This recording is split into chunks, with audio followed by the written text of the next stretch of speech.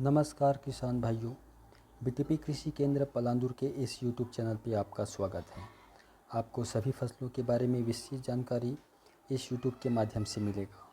अच्छी फसल की उपज के लिए एवं बुआई से कटाई तक की पूरी जानकारी यहाँ से प्राप्त होगा और कौन कौन से दवाई कौन कौन से समय में डालना है इस यूट्यूब के माध्यम से आपको बताया जाएगा।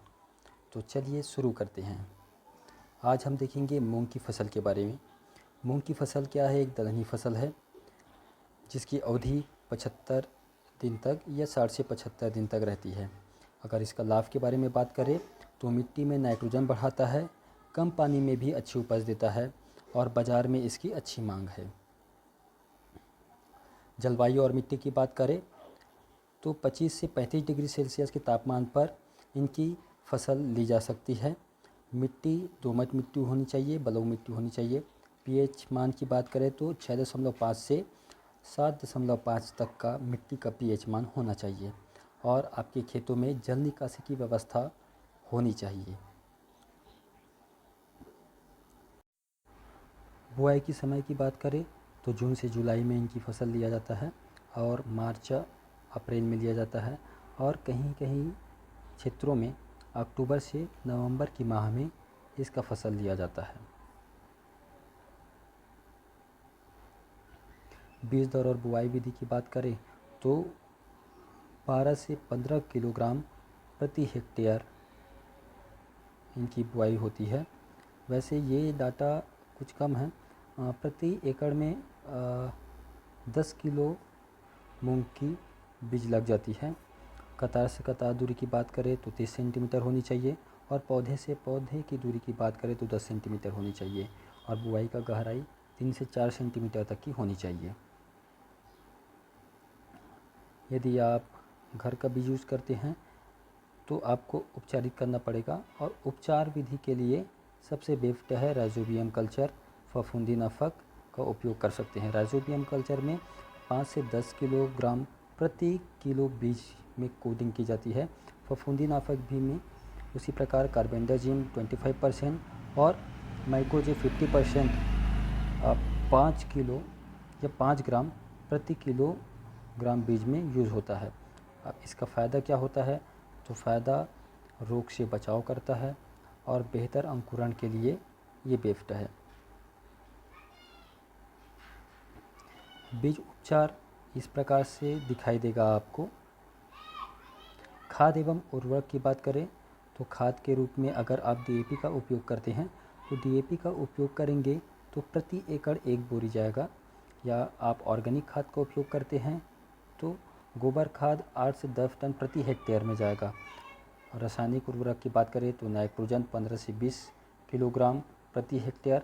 फास्फोरस की बात करें तो 40 से 50 किलोग्राम प्रति हेक्टेयर दिया जाएगा और बुआई के समय ही इसका उपयोग करना है। जैसे ओनारी आप लोग करवाते हैं तो ओनारी के ही समय हम डीएपी का प्रयोग कर सकते हैं।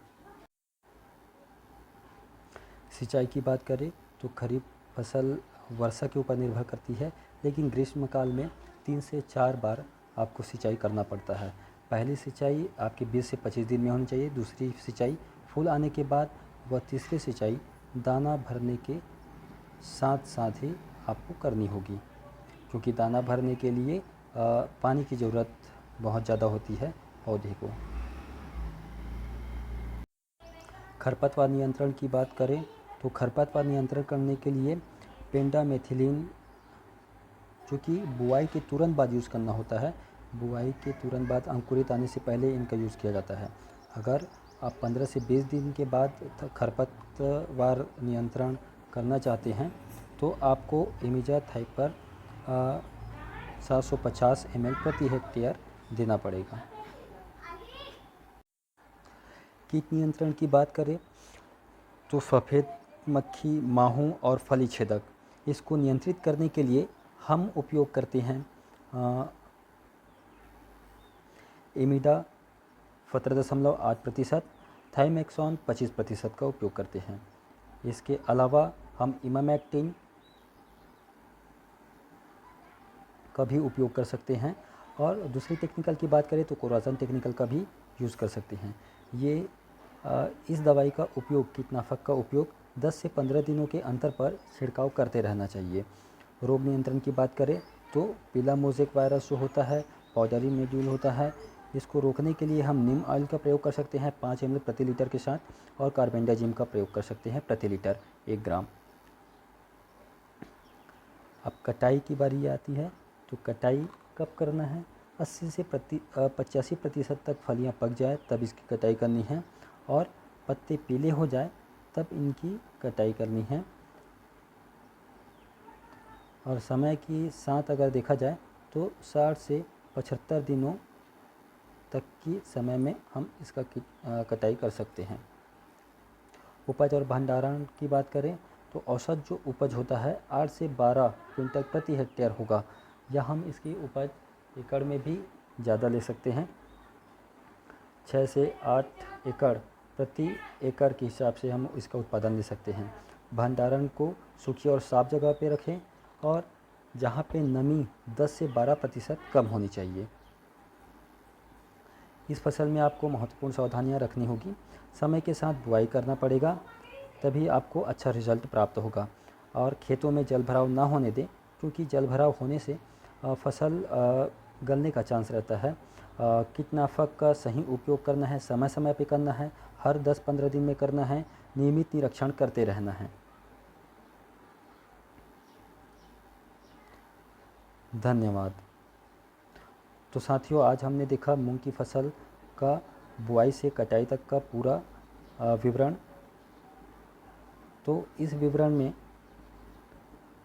आपको कहीं भी डाउट होगा तो आप कमेंट करके पूछ सकते हैं, और आप हमसे कांटेक्ट कर सकते हैं इस नंबर के माध्यम से। ये नंबर, इस नंबर पे आप व्हाट्सएप भी कर सकते हैं।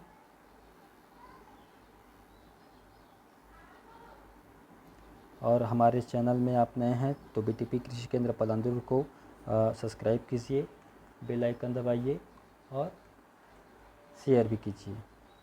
धन्यवाद।